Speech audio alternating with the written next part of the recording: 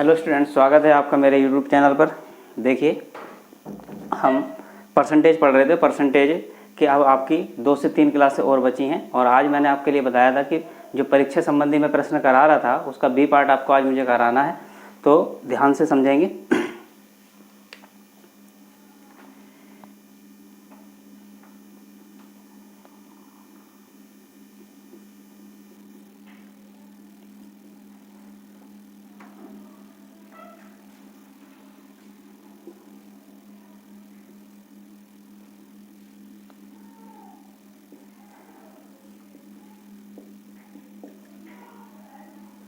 Part 7 देखेंगे। कल ए part कर लिया था।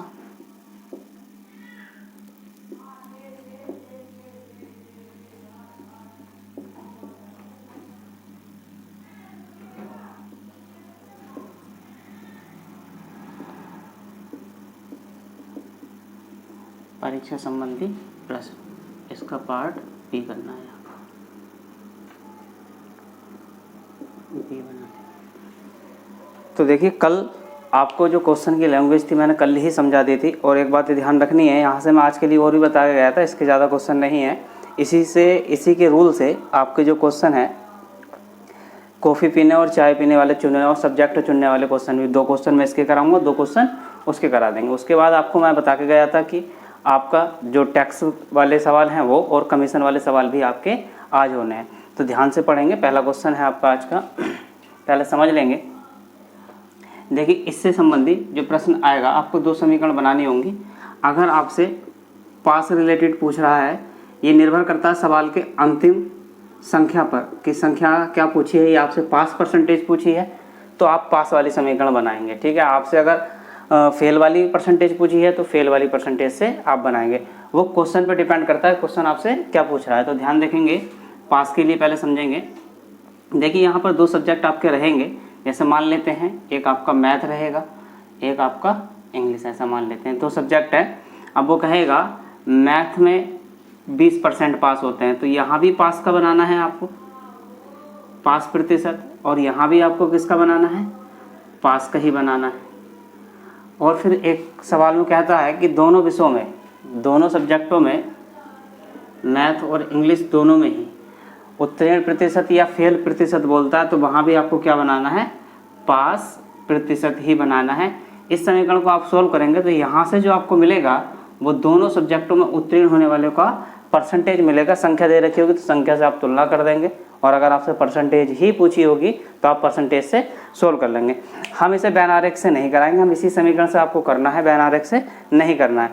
मैथ में पास होने वालों का प्रतिशत, इंग्लिश में पास होने वालों का प्रतिशत और इन दोनों सब्जेक्टों में पास होने वालों का प्रतिशत। चाहे इसमें किसी का अनुत्तीर्ण दे रखो, अगर आपसे पास का पूछा जा रहा है तो आपको पूरी समीकरण किसकी बनानी है, पास की ही बनानी है। ऐसे ही आपका फेल का रहेगा, ऐसे ही आपका फेल का रहेगा। तो फेल वाले में क्या करना है आपको, यही 2 सब्जेक्ट रहने दो, मैथ इंग्लिश और आपका math plus English, both subject, है ना। अब देखेंगे यहाँ पर अगर वो कहता है आपसे, इसमें फेल परसेंटेज दे रखी होगी आपकी, प्लस यहाँ भी आपको फेल ही निकालना है, माइनस यहाँ भी आपको क्या लिखनी है, फेल परसेंटेज ही आपको यहाँ लिखनी होगी। तो यहाँ जो मिलेगा वो दोनों सब्जेक्टों में अनुत्तीर्ण छात्रों का परसेंटेज मिलेगा और यहाँ उत्तीर्ण छात्रों का परसेंटेज मिलेगा। ये दोनों समीकरण आपको याद रखनी है, बहुत इंपॉर्टेंट है। देखिए, इन्हीं से आपके सवाल आसानी से हो जाएंगे। अब जैसे ही मैं सवाल लिखूंगा आपको समझ में आना स्टार्ट हो जाएगा कि इस समीकरण का महत्व कितना है, ठीक है। नोट कर लेंगे।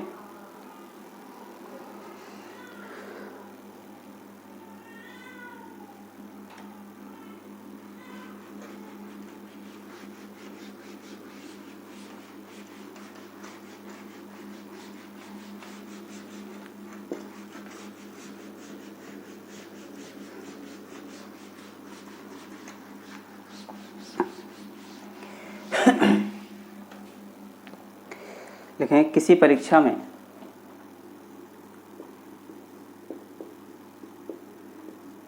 किसी परीक्षा में 60% विद्यार्थी 60% विद्यार्थी 60% विद्यार्थी अंग्रेजी में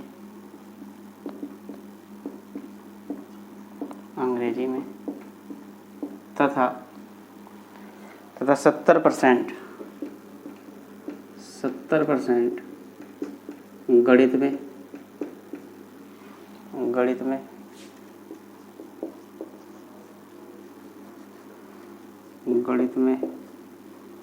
उत्तीर्ण हुए। यदि 20% विद्यार्थी 20% विद्यार्थी दोनों विषयों में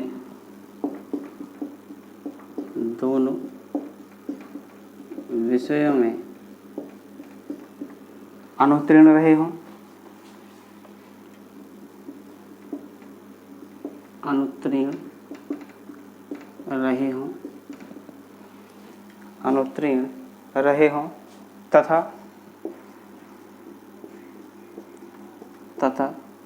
2500 विद्यार्थी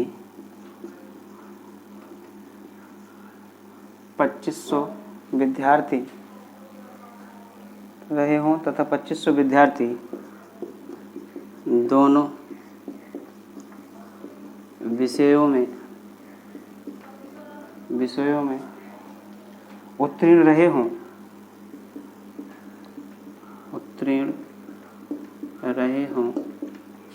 तो कुल परीक्षार्थियों की संख्या कितनी है? तो कुल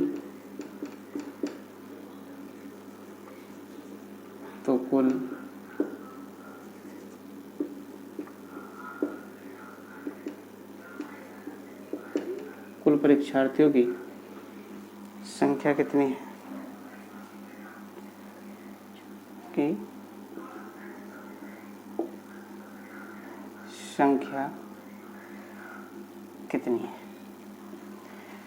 करेंगे।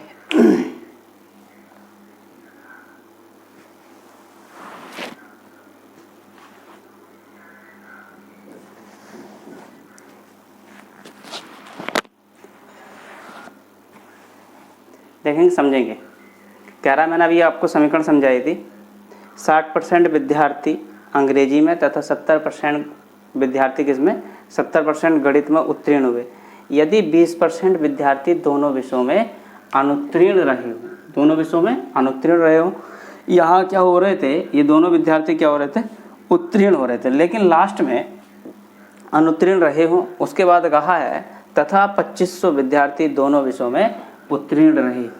ये लास्ट वाली जो बात है, ये आपका निर्भर करती है कि आपको समीकरण पास वाली बनानी है या आपको फेल वाली बनानी है। तो यहाँ से आपको ये बात समझ में आई होगी कि इसे चेंज करने की तो कोई आवश्यकता आपको है नहीं। 60% और 70% ये तो उत्तीर्ण के ही हैं, लेकिन ये 20% विद्यार्थी वो हैं जो दोनों विषयों में अनुत्तीर्ण रहे। अगर आप 100% आपके विद्यार्थी हैं जिसमें से 20% आपके अनुत्तीर्ण हो गए हों, तो ऐसे कितने छात्र होंगे जो उत्तीर्ण हुए होंगे? तो वो होंगे 80%। तो आप यहाँ कहेंगे आपका पहला सब्जेक्ट क्या है? इंग्लिश, मैथ और इंग्लिश प्लस आपका मैथ। आप यहाँ से बना लीजिए, इंग्लिश में कितने परसेंट हुए हैं?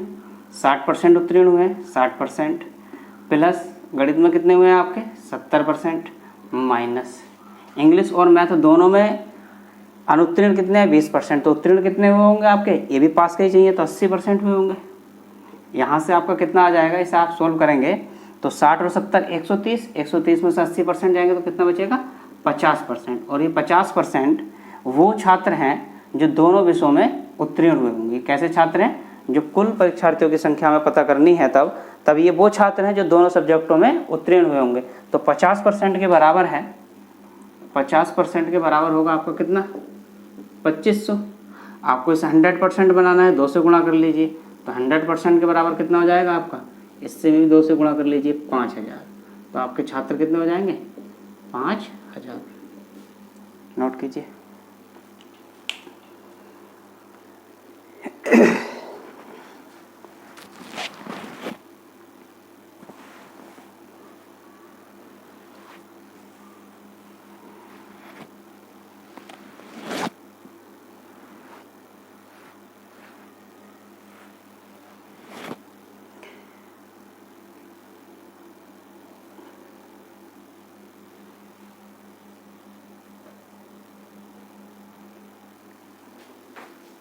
देखेंगे।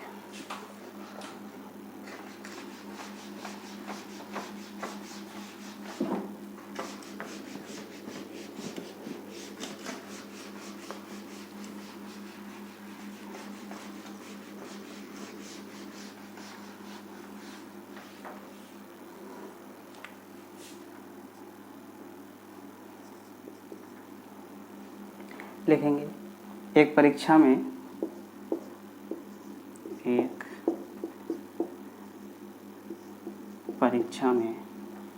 42% अभ्यर्थी गणित में 42% अभ्यर्थी गणित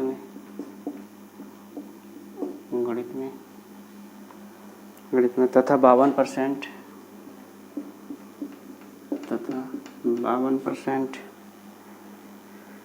अभ्यर्थी अंग्रेजी में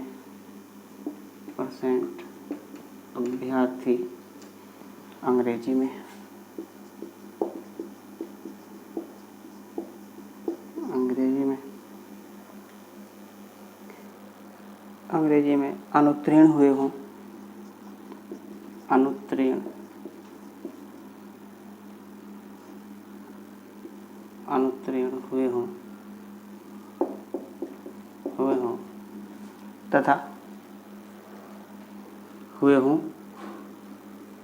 तथा 17% अभ्यर्थी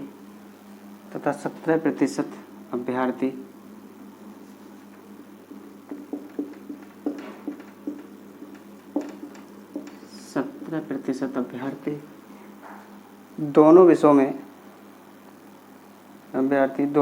अनुत्तीर्ण हुए हों, दोनों विषयों में 70% अभ्यर्थी दोनों विषयों में अनुत्तीर्ण हुए हों,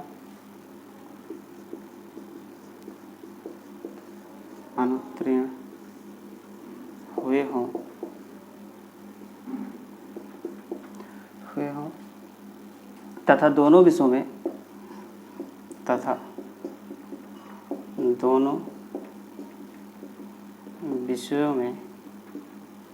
46 अभ्यर्थी उत्तीर्ण हुए हों, 46 अभ्यर्थी उत्तीर्ण हुए हों तो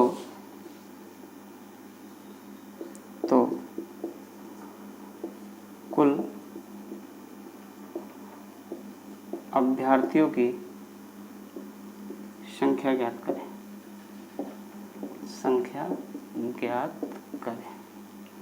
तो कुल अभ्यर्थियों की संख्या ज्ञात करेंगे। देखिए अब की बार सारी परसेंटेज आपको अनुत्तीर्ण की दे रखी है, लेकिन लास्ट में ये 46 विद्यार्थी आपको कैसे दे रखे हैं, उत्तीर्ण होने वाले दे रखे हैं। तो आपको किस समीकरण की जरूरत पड़ेगी, उत्तीर्ण समीकरण की जरूरत पड़ेगी, जो मैंने आपको पास वाली बनवाई है। तो करेंगे उससे जरा।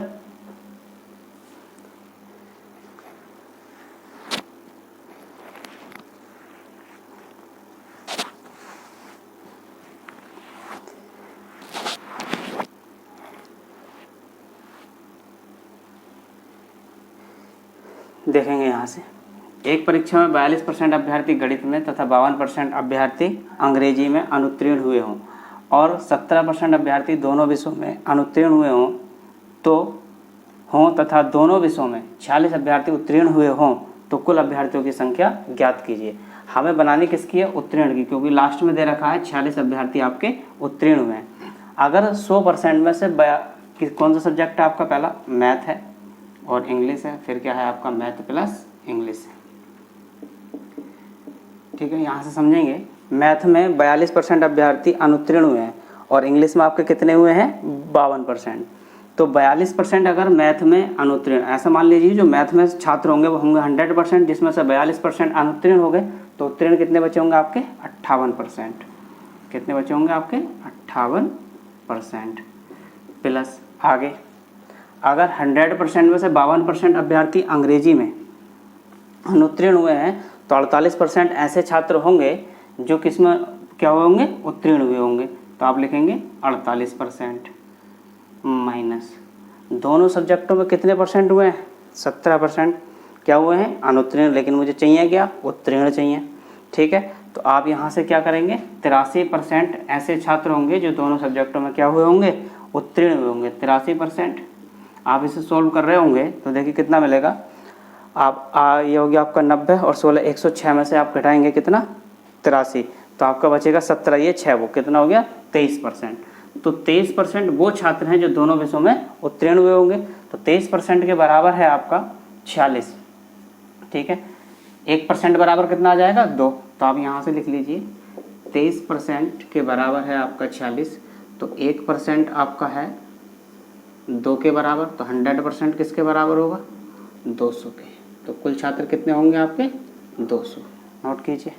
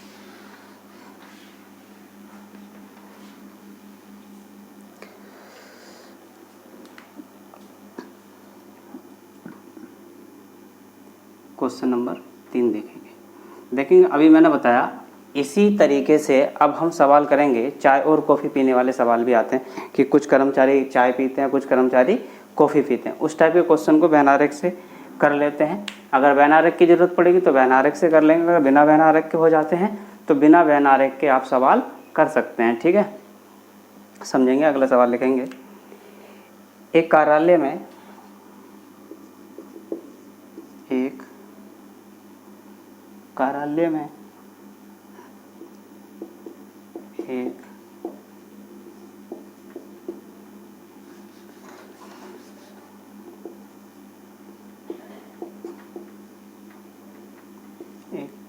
में 72% कर्मचारी 72% कर्मचारी चाय पीते हैं,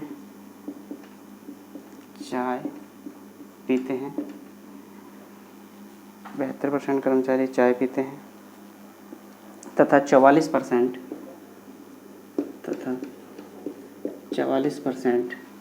कॉफ़ी पीते हैं,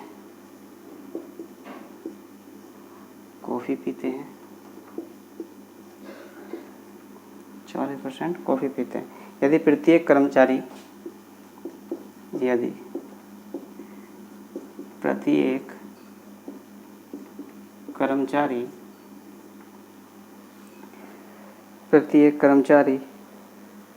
चाय अथवा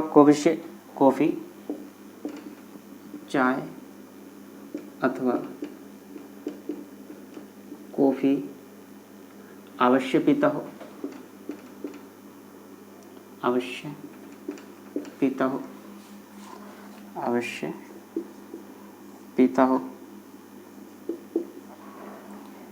हो तथा 40 कर्मचारी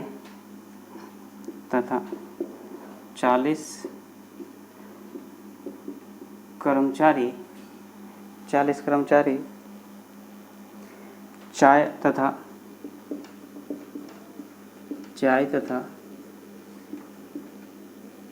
कॉफ़ी दोनों पीते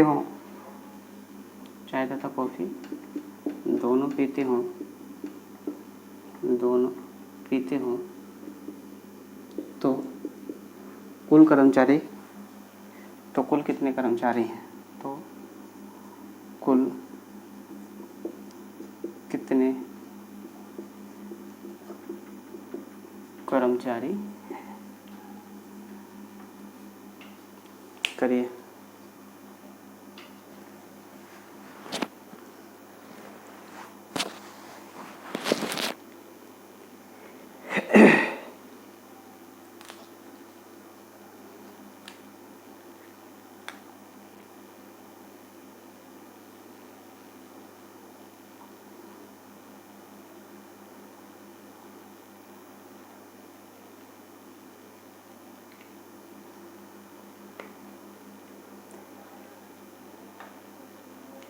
देखेंगे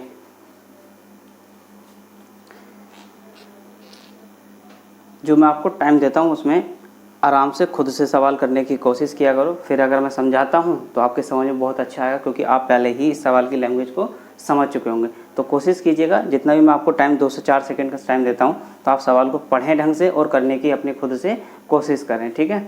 अब देखेंगे यहाँ से वो कह रहा है 72% कर्मचारी आपके चाय पीते हैं तथा 44% आपके कॉफ़ी पीते हैं, ठीक है। हमसे जो पूछे जा रहे हैं वो बीच वाले पूछ रहा है, वो पूछ रहा है चाय तथा कॉफ़ी दोनों पीते हो। 40 कर्मचारी क्या पीते हो? चाय कॉफ़ी दोनों पीते हो। जो ये बीच में है इन कर्मचारियों की संख्या है आपकी 40।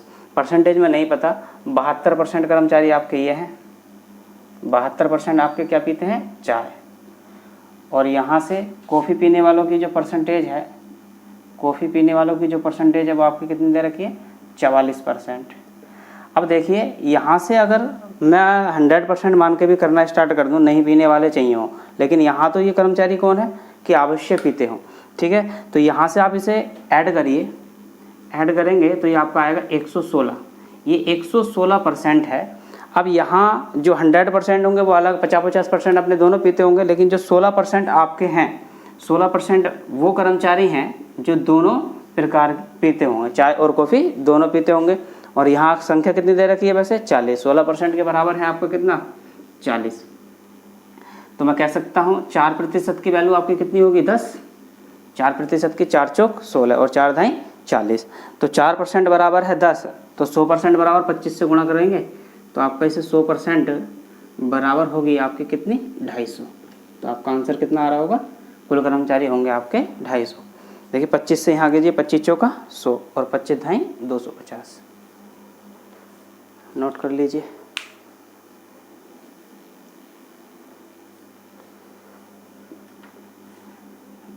जो दोनों चीज़ पीते हैं वो हैं आपके 16%। आप इसे ऐड करें तो आपका देखिए ये 116 जा रहा है, और 16 जो हैं वो अतिरिक्त हैं, और जो दोनों चाय क्या पीते होंगे? चाय और कॉफ़ी दोनों पीते होंगे। नेक्स्ट सवाल देखेंगे।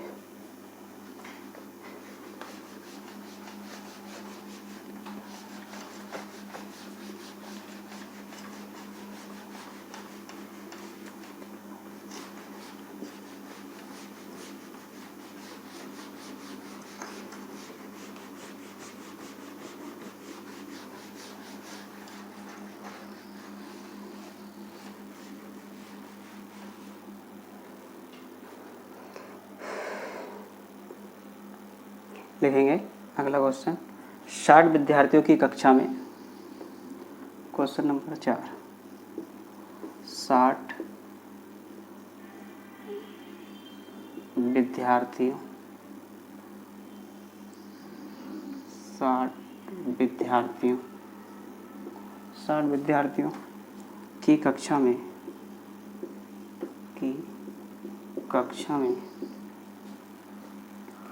30% छात्र 30% छात्र केवल 30% छात्र केवल अंग्रेजी बोलते हैं, केवल अंग्रेजी बोलते हैं, केवल अंग्रेजी बोलते हैं।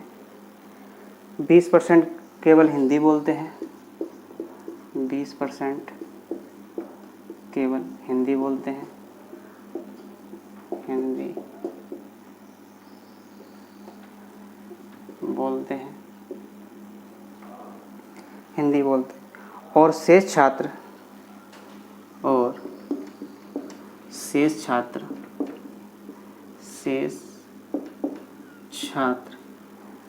दोनों भाषाएं बोल सकते हैं, दोनों भाषाएं बोल सकते हैं, बोल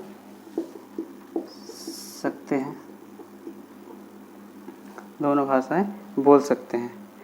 तो कितने छात्र हिंदी बोल सकते हैं? तो कितने छात्र हिंदी बोल सकते हैं?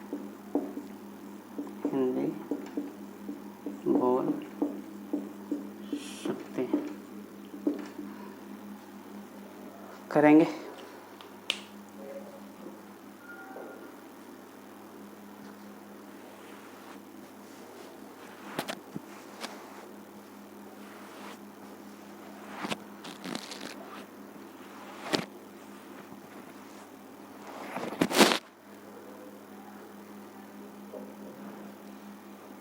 देखेंगे, समझेंगे। 60 विद्यार्थी हैं और 60 विद्यार्थियों की कक्षा में 30% छात्र केवल अंग्रेजी बोलते हैं, 20% केवल हिंदी बोलते हैं और शेष छात्र दोनों भाषाएं बोल सकते हैं। दोनों भाषाएं बोल सकते हैं, दोनों भाषाएं बोल सकते हैं। तो कितने छात्र हिंदी बोल सकते हैं? देखिए यहाँ आपसे ये नहीं पूछा हिंदी केवल कितनी बोल सकते हैं, क्योंकि हिंदी बोलने वालों को तो परसेंट केवल यहीं दे रखा है 20%। तो आप कहोगे 2 छक्का 12, कितना जाएगा आपका? 12 छात्र जाएंगे। लेकिन ये आपसे पूछ रहा है कितने छात्र हिंदी बोल सकते हैं, क्योंकि जो शेष छात्र हैं उनमें भी तो हिंदी बोलने वाले होंगे, क्योंकि शेष छात्र क्या बोल रहे हैं? हिंदी इंग्लिश दोनों। तो वो हिंदी भी जानते हैं और इंग्लिश। ये पूछना चाह रहा है हिंदी बोलने वाले कुल छात्र कितने हैं। ठीक है, तो हम देखेंगे यहाँ से अपने 2 बैन आरेख बना लेंगे।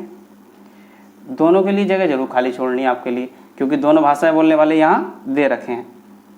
ये वो छात्र हैं जो हिंदी और इंग्लिश दोनों बोल सकते हैं। यहाँ पर 60 विद्यार्थियों की कक्षा है, ध्यान से सुनेंगे। टोटल छात्रों की संख्या आपकी 60 है। 30% केवल छात्र इंग्लिश बोल सकते हैं। इंग्लिश बोलने वालों का जो परसेंटेज है वो कितना है आपका? 30% है। 30% इसका कितना होगा? 18। इसका मतलब इसका 30% क्या होगा भाई? आप जानते हैं 30% 0 0 0 से 0 कैंसिल, कितना आ जाएगा आपका? 18। ये इंग्लिश वाले आ गए। उसके बाद कहा गया 20% केवल हिंदी बोल सकते हैं। ये आपके हिंदी बोलने वाले हैं। हिंदी 60 का 20% कितना होगा आपका? 60 का 20% आपका आ जाएगा 12, और ये 12 कौन है? हिंदी बोलने वाले। तो यहाँ से 12 छात्र हो गए हिंदी वाले, और कह रहे हैं शेष छात्र दोनों भाषाएं बोल सकते हैं। 18 और 12 30 हो गए, शेष छात्र कितने बचे होंगे? 30। 30 वो छात्र हैं जो हिंदी इंग्लिश दोनों बोल सकते हैं। अब हमसे पूछा जा रहा है हिंदी, तो कितने छात्र हिंदी बोल सकते हैं? तो आप कहेंगे 30 और 12 42। तो 30 + 12 = 42 छात्र हिंदी बोल सकते हैं। अगर आपसे कहा जाए इंग्लिश कितने छात्र बोल सकते हैं? तो 48 छात्र बोल सकते हैं, क्योंकि ये वो छात्र हैं हिंदी और इंग्लिश दोनों बोल रहे हैं। तो हिंदी तो इन्हें आती है। तो 12 ये हैं जो बिल्कुल इंग्लिश हिंदी बोलते हैं, ये वो भी हैं जो इंग्लिश भी बोलते हैं और हिंदी भी बोलते हैं। लेकिन हमसे पूछा है कितने छात्र हिंदी बोल सकते हैं कुल? तो 42 छात्र हिंदी बोल सकते हैं, क्योंकि हिंदी तो इन्हें भी आती है और हिंदी इन्हें भी आती है। ठीक है, तो आपका आंसर कितना होगा? 42। देखिए जो क्वेश्चन मैंने बताया परीक्षा संबंधी वो 2 क्वेश्चन करा दिए। यहाँ से भाषा वाले मैंने आपके 2 क्वेश्चन इससे रिलेटेड करा दिए। चाय कॉफ़ी वाला भी करा दिया, एक यहाँ भाषा वाला और करा दिया। ठीक है, अब जो क्वेश्चन मैंने बात की थी आपसे, सेल टैक्स जो कटता है आपका, इनकम टैक्स जो कटता है, ठीक है, इनकम टैक्स जो आपकी आय पर जाता है उसके सवाल करेंगे, और कमीशन। ठीक है, तो इनकम टैक्स को समझेंगे।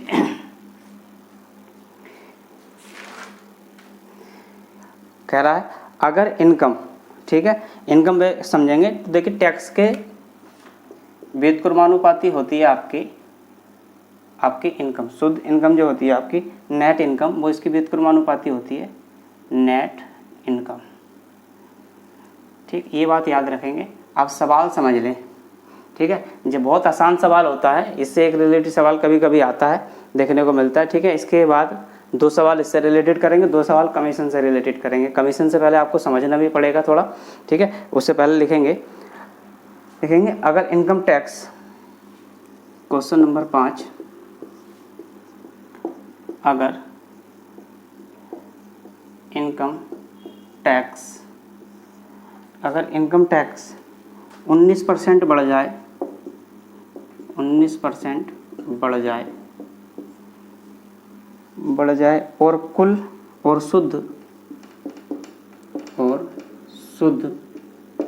मतलब नेट इनकम। ठीक है, शुद्ध इनकम 6% घट जाए, शुद्ध इनकम 6% घट जाए, 6% घट जाए, तो इनकम टैक्स की दर ज्ञात करें।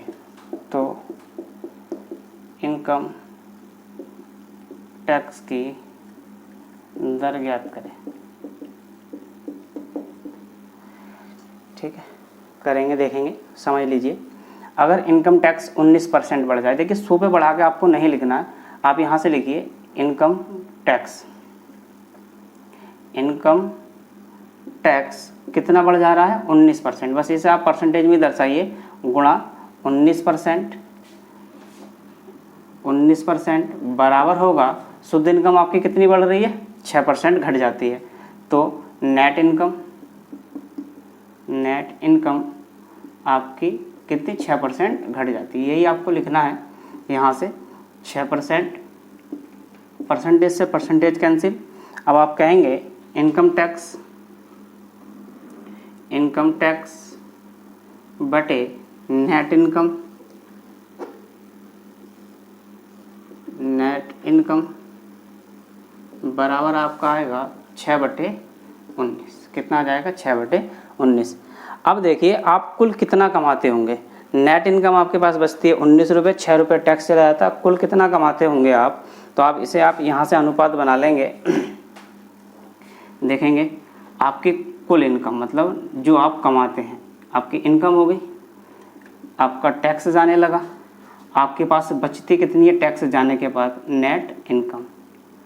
ठीक है, नेट इनकम, तो इनकम कितनी हो रही है, 19 और 6 25। अरे 25 रुपये इनकम है, 6 रुपये टैक्स चला जाता है, बचती कितनी है नेट इनकम, 19 रुपये। यह आया तो आपकी नेट इनकम कितनी बचती है आपकी, 19 रुपये। ठीक है, 6 रुपये टैक्स चला जाता है, कमाते कितना है, 25 रुपये, 6 रुपये का टैक्स चला जाता है, बचती है आपके पास 19 रुपये।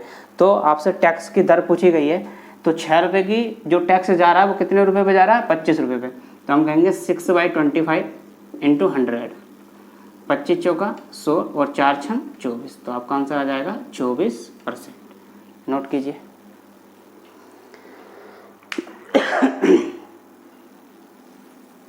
देखिए सवाल को अगर आपके समझ में आ जाए तो आप कह सकते हैं 19 6 25, 6 रुपये का टैक्स जाएगा, तो 6/25 से आपका सवाल भी सोल्व हो जाएगा, इतना करने की ज़रूरत नहीं रहेगी। देखिए अगला सवाल करते हैं, ऐसे ही एक सवाल, बस ये दरी मैं यहाँ से साफ कर देता हूँ।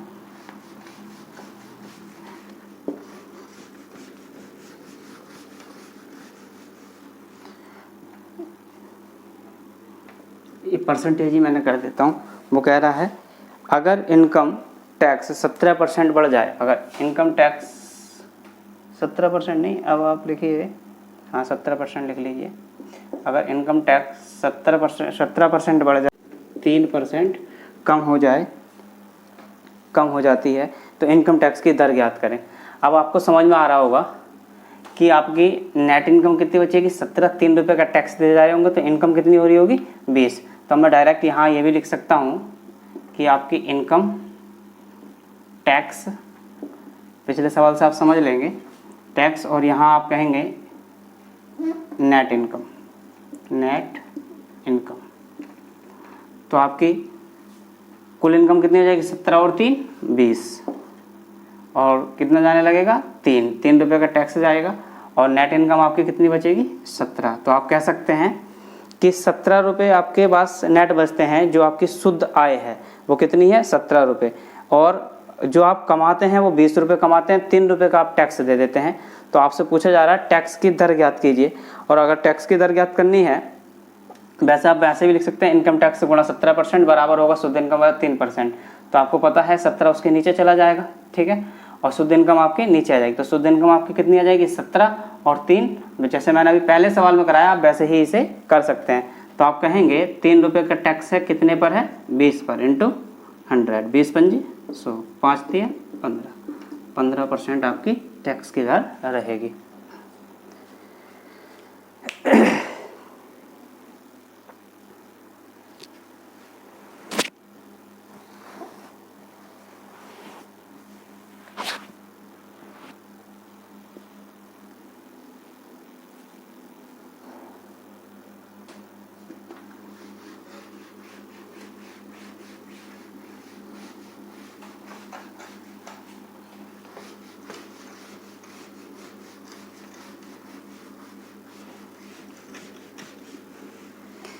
समझेंगे।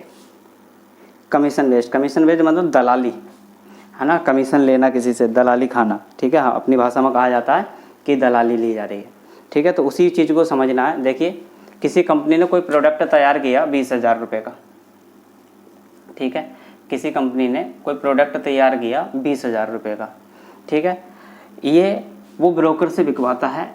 एक तरफ ये कंपनी को तैयार किया गया प्रोडक्ट की कीमत है, अब एक तरफ कंपनी को जाने वाला पैसा, और आपका एक ब्रोकर या सेल्समैन कह सकते हैं ना, सेल्समैन ले लीजिए, एक सेल्समैन है। 20,000 की वस्तु आई, सेल्समैन खरीद के ले आया 20,000 की, ठीक है। इस सेल्समैन ने इसे जो बेच दिया, इसने इसे बेच दिया 28,000 रुपये का, इसे बेच दिया 28,000 रुपये का। अब इसने कंपनी को बताया कि वस्तु 28,000 की बिक चुकी है, तो कंपनी ने कहा कि 5,000 हमें दे दो, तो इसने कहा 25,000 हम तक पहुँचा दो कंपनी। ये 25,000 कंपनी के खाते में चले गए, 25,000 कंपनी को चले गए, 3,000 सेल्समैन का कमीशन हो गया। 3,000 क्या हो गया आपका, सेल्समैन का कमीशन हो गया। अगर आपसे पूछा जाए सेल्समैन की जो कुल बिक्री हुई, कुल बिक्री कितनी है आपकी, जो कुल बिक्री हुई वो कितनी हुई, 28,000 रुपये की। कुल बिक्री आपकी कितनी हुई, 28,000 रुपये की। तो अब ये आपसे पूछा जाएगा सेल्समैन के कमीशन की दर ज्ञात कीजिए, तो आप इसकी इस 20,000 पे काउंट करेंगे या 28,000 पे काउंट करेंगे। तो इसकी जो 3,000 रुपये सेल्समैन को मिले हैं वो किससे मिले हैं, इस 28,000 से। 20,000 की तो पहले ही उस वस्तु को लेके आया था वो, और बेच कितने की दी थी उसने, 28,000 की। उसकी जो कुल बिक्री हुई वो कितने की हुई, 28,000 की।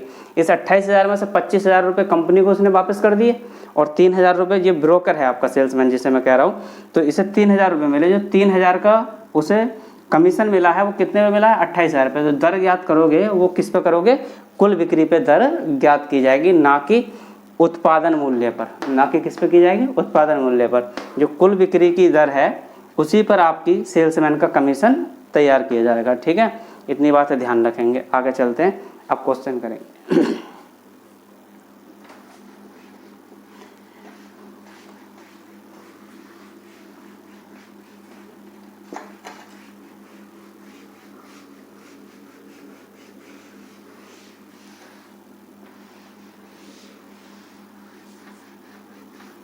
एक बार और समझ लें, किसी और बात कर लेते हैं। जैसे कोई वस्तु 30,000 की है, एक कंपनी ने 30,000 रुपये निर्धारित किया, ठीक। अब ब्रोकर लेके जाता है, ब्रोकर इसे बेच देता है 38,000 रुपये की, ऐसे मान लीजिए, ठीक है। अब कंपनी अपने पास वापस मांग लेती है, कंपनी अपने पास, ये भी कंपनी का रेट किया हुआ निर्धारित था। अब कंपनी जितना ये लाभ कमा रहा है, कंपनी को ये 35,000 रुपये दे देता है। सेल्समैन के पास क्या बचता है, ये 38,000 रुपये की तो उसने कुल बिक्री कर दी, कुल बिक्री बेचा कितने का है, 38,000 का, 35,000 रुपये वापस कर दिए कंपनी को। तो सेल्समैन के पास क्या बचा, जो सेल्समैन के पास बचा वो कितने रुपए बचे आपके, 3,000 रुपये। और ये 3,000 रुपये उसका कमीशन है कि उसने कमीशन खा लिया, क्योंकि उसने बेची कितने की, 38 की, और 35,000 रुपये कंपनी को भी पहुँचा दी, कंपनी को भी फायदा हुआ। अगर कंपनी फायदा देखेगी तो अपना 30,000 रुपये देखेगी, और ब्रोकर को अगर कमीशन देखा जाएगा तो कमीशन कहाँ मिलेगा उसे, 3,000 का। कितने पे मिल रहा है, 38,000 रुपये, क्योंकि उसने 38,000 का बेच के ही 3,000 कमीशन पाया है, ना कि 35,000 उसे दे के कमीशन पाया हो। उसने कमीशन जो पाया है वो 38,000 रुपये की वस्तु बेचने के बाद, क्योंकि उसने कंपनी को भी पैसा लौटाया है, कितने हज़ार रुपये, 35,000 रुपये। 3,000 उसे कंपनी ने दिए हैं कि भाई तू 3,000 रुपये रख ले, ठीक है। तो उसकी जो परसेंटेज ज्ञात की जाएगी वो किस मूल्य पे की जाएगी, कुल बिक्री मूल्य पे की जाएगी जो उसने बेचा है, ठीक है। चलेंगे अब सवाल करेंगे।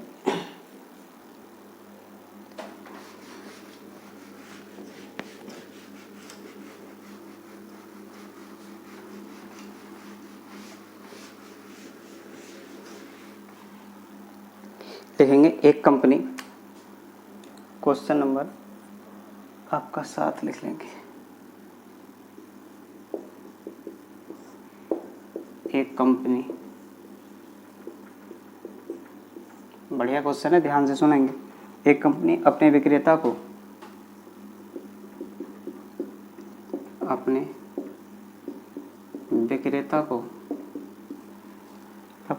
को 16% कमीशन देती है, 16% कमीशन देती है 16% कमीशन देती है तथा 18,500 से ऊपर की बिक्री पर 500 से ऊपर की बिक्री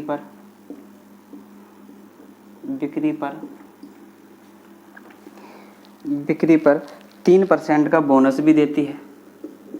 3% का बोनस भी देती है। बोनस भी देती है। बोनस भी देती है। यदि विक्रेता की कुल आय, यदि विक्रेता की कुल आय 15,595 रुपये हो, 15,595 रुपये हो, 15,595 रुपये हो तो कुल बिक्री ज्ञात करें। तो कुल बिक्री ज्ञात करें। कुल बिक्री ज्ञात करें।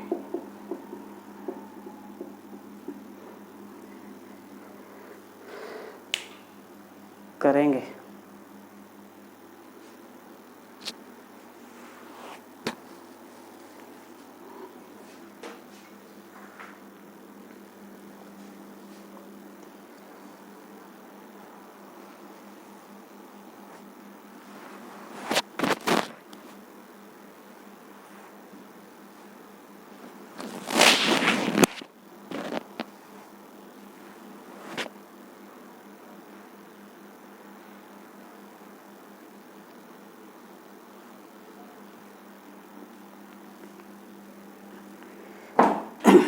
देखेंगे। कह रहा है एक कंपनी अपने विक्रेता को 16% कमीशन देती है तथा 18,500 से ऊपर की बिक्री पर, मतलब उसका निर्धारित कर रखा है कि भाई तुम हमारा सामान बिकवाओगे तो तुम्हें 16% कमीशन रहेगा जो भी सामान आप बेच के आओगे। लेकिन आगे उसने ये बात कही है कि 18,500 से अगर ऊपर की, मतलब 18,500 तक की आप बिक्री करोगे तो 16% कमीशन आपको मिलना ही मिलना है। कोई भी वस्तु दी होगी, जितने की भी होगी, उसे हमें नहीं पता प्रोडक्ट है कितने का। जैसा कि मैंने अभी बताया था कि कंपनी ने प्रोडक्ट इतने का तैयार किया, लेकिन यहाँ प्रोडक्ट पहले से ही आपको उसने कह दिया है कि आपको 18,500 की बिक्री करोगे तो 16% कमीशन मिलेगा। अगर उससे ऊपर बिक्री करते हो तो 3% का बोनस भी कंपनी आपको देगी, जिससे विक्रेता की कुल आय बन जाती है। जो बिकने वाला है, जो उसे जो कमाई हो रही है वो कितनी होने लगी, 15,595 रुपये। तो आपको कुल बिक्री ज्ञात करनी है। जो कुल बिक्री पर जो आय है, वो कुल बिक्री किस पे ज्ञात कर रहे थे हम, इसकी आय, जो आय इसका कमीशन ज्ञात कर रहे थे हम, किस पे ज्ञात कर रहे थे, कुल बिक्री पे ज्ञात कर रहे थे। तो वही मुझे ज्ञात करनी है, कुल बिक्री कि सामान बिक कितने का रहा। तो ध्यान से सुनेंगे, एक लाइन है, ठीक है, आपका 18,500 रुपये, 18,500 रुपये तक कोई वस्तु अगर बेचता है तो उसे 16% मिलता है। कितना मिलता है कमीशन, 16%। अगर वो इस 16%, इसे 18,500 से अधिक में बेचे तो उसे 3% कमीशन भी मिलता है। 16% तो मिलता ही मिलता है और 3% क्या मिलता है, कमीशन मिलता है। अब एक बात समझिए कि ये तो आपको बोनस है, ये उसका क्या है, बोनस है। इसका मतलब ये अगर जो आय होगी वो उसकी, तो ये तो आय 16% के बराबर ही होगी। ये तो उसे मिलना ही था 15,595 रुपये। अगर वो 18,500 से कम की बिक्री कर दे तो भी तो उसके यहाँ बराबर होना चाहिए ना। यहाँ कितना बैठ रहा है उसका, कुल आय कितनी बैठ रही है उसकी, 19%। उसकी जो आय बैठ रही है वो कितनी बैठ रही है, 19%, क्योंकि 3% उसे बोनस भी दे देते हैं, 18,500 के अधिक की बेच देता है। लेकिन यहाँ तो 16% ही रह जा रहा है। अगर वो 18,500 से कम की भी कोई वस्तु बेच दे तब उसे कहाँ से मिलेगा, तो 16% से कम भी हो सकता है। तो इसीलिए इसे भी 19% बनाने के लिए मुझे उसे 3% का एक्स्ट्रा देना पड़ेगा। 3% क्या देना पड़ेगा, एक्स्ट्रा। तो इस 3% को ध्यान रखेंगे, ये 3% जो है आपको एक्स्ट्रा देना पड़ेगा। अब उसकी आय यहाँ भी 19% हो गई, लेकिन ये 3% एक्स्ट्रा किसका मिलेगा, 18,500 का। 18,500 का 3% एक्स्ट्रा मिलेगा तभी तो उसकी कुल आय में ऐड, इसमें भी आय में भी ऐड होगा, क्योंकि 19% इसके बराबर नहीं हो सकता। 16% बराबर हो सकता है 15,595 के, लेकिन 19% इसके बराबर नहीं हो सकता क्योंकि 3% बोनस भी है। तो मैं 18,500 का 3% अगर इसमें ऐड कर दूँ तो वो 19% के बराबर होगा। वहाँ से आपकी कुल बिक्री भी निकल आएगी, क्योंकि जिस उसका कमीशन, जो ब्रोकर है उसका कमीशन किस पे निकल के आता है, उसकी कुल बिक्री पे निकल के आता है, और हम उसकी ही आय पता करने की कोशिश कर रहे हैं। तो यहाँ से मैं ये बात कह सकता हूँ कि 19% जो बराबर होगा वो बराबर होगा 15,595 प्लस 18,500 का 3%। क्या होगा? 18,500 का 3%, यहाँ निकाल लेंगे। 18,500 का 3% कितना आएगा? 3 पंजे 15 का 5, हासिल लगा 1, 3 अट्ठे 24 और 1 5, 25 का 5, हासिल लगा 2, 3 का ना 2, 555। 555 इसमें ऐड कर दो, कितना कर दो? 555 ऐड कर दो। अब उसकी सही आय हमें पता चली कि 19% के बराबर है 15,595 प्लस 555। जो एक्स्ट्रा दिया वो इसमें ऐड करना पड़ेगा, ठीक है। ये बात ध्यान रखनी है, जो यहाँ बन रहा होगा उसे यही बनाना है आपको, कि यहाँ 16 प्लस क्या करना पड़ा? 3%, यहाँ था 16%, 3% का बोनस, तो यहाँ आपको एक्स्ट्रा देना पड़ेगा। जो एक्स्ट्रा दोगे वो उसकी कुल इनकम, जो उसकी आय है, उस आय में ऐड कर देना उसका 3%। तो 18,500 का 3% आपने निकाला 555, और वो मैंने ऐड कर दिया 15,595 में। कितना आ गया? 555 रुपये। आप कुल ऐड करके बताएंगे कितना आ रहा होगा? 5 5 10 का 0, हासिल लगा 1, 9 5 14 और 15 का 5, हासिल लगा 1, ठीक है। देखिए 5 5 10 का 0, हासिल लगा 1, 5 9 14, 5 9 14 और 1, अभी हासिल था आपका 15, 15 का 5, 6 5 15 ऐसा कह सकते हो, 6 9 15, 15 का 5, हासिल लगा 1, 5 और 5 10 और 1 11 का 1, हासिल लगा 1, और यह आ जाएगा आपका 16, है ना। तो यह आ जाएगा 16,150। पहले 15,595 में आपने जोड़ दिया 555, तो बन जाएगा आपका 16,150। एक बार जोड़ लेंगे। 5 5 10 का 0, हासिल लगा 1, 9 5 14 और 1 15 का 5, हासिल लगा 1, 6 5 11 का 1, हासिल लगा 1, 5 और 1 6 और 1 ऐसे ही आ गया। कितना आ गया? 16,150। तो ये ऐड करके आ जाएगा, हम कहेंगे 19% के बराबर है 16,150। तो 100% बराबर कितना होगा? 100% बराबर 16,150 अपॉन 19 इंटू 100, काट लेंगे। 19 सत्ते कितने हो गए? 19 छक्का 6 नहीं 54, 4 5 6 5 11, 114 करिए।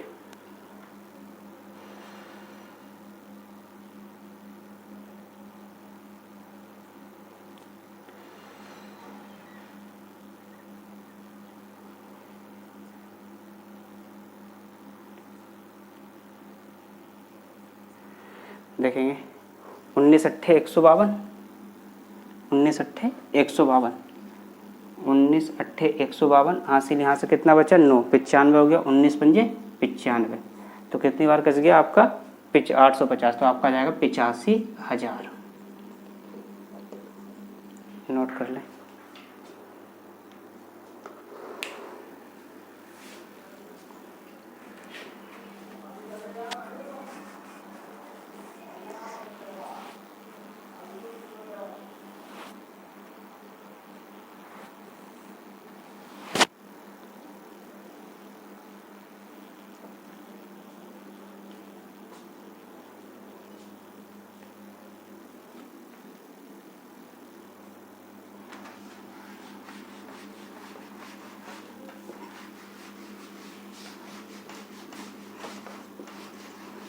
एक सवाल और करेंगे ऐसे ही, फिर आपके समझ में आ जाएगा।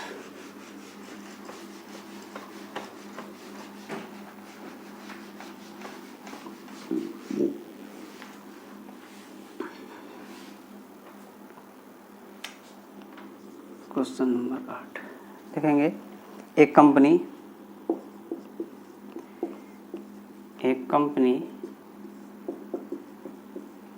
15,000 रुपये की बिक्री तक बिक्री तक अपने विक्रेता को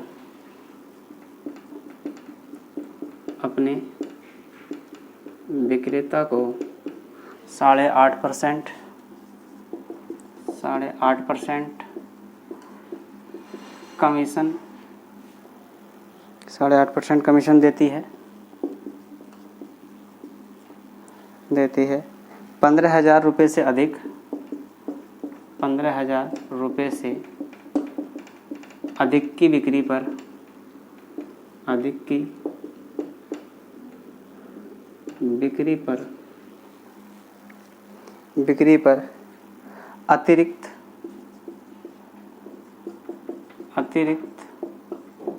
2.5% कमीशन देती है 2.5% कमीशन देती है। यदि सेल्समैन की कुल कमाई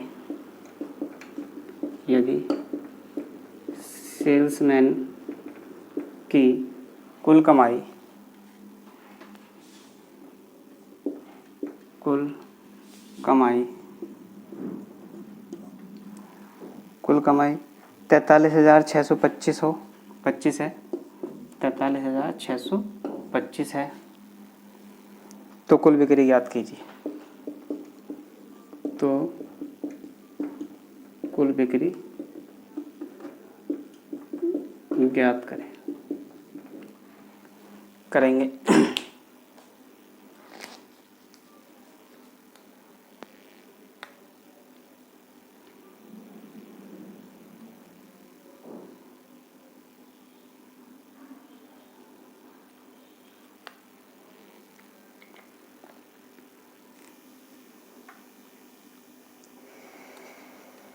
देखेंगे समझेंगे। अब तो बहुत आसानी से आप कर सकते हैं। ठीक है, देखो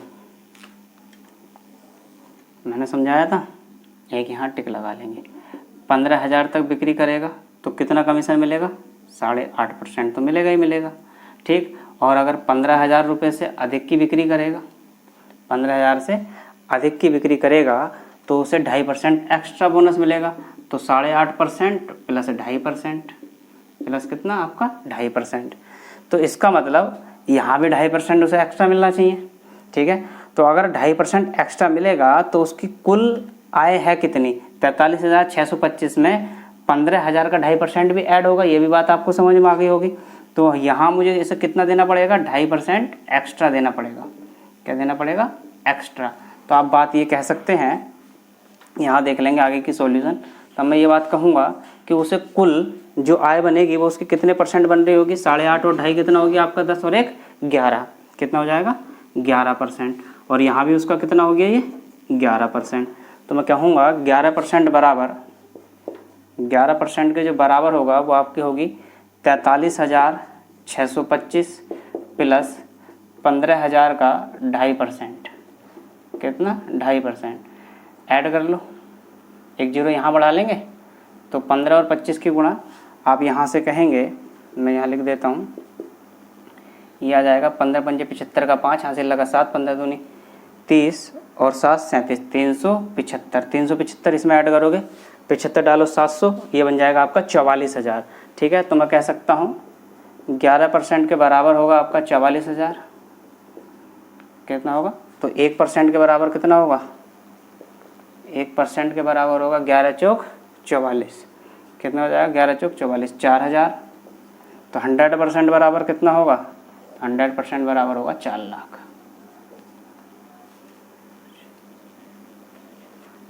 ठीक है, आंसर